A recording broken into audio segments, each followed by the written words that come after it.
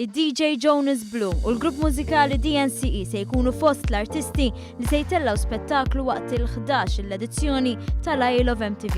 Id-DJ famus mondjali Jonas Blue spara fil-klassifika tal-mużika is-sena l-oħra bil-kanzunetta Fast Car u bih madwar 6 miljun kanzunetta. Fost il-kanzunetti tiegħu li kienu ta' suċċess hemm il-kanzunetta Perfect Strangers u By Your Side. Ma' Blue se jingħaqad ukoll il-grupp mużikali DNCE, grupp li ilu fix-xena tal-mużika pop sentejn u diġà rebaħ il-kategorija tal-Best New Artist tal-MTV.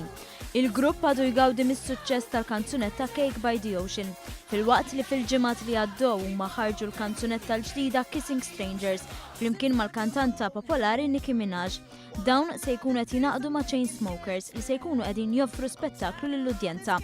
L-Isle of MTV ta' din is-sena se jsir fis-27 ta' Ġunju.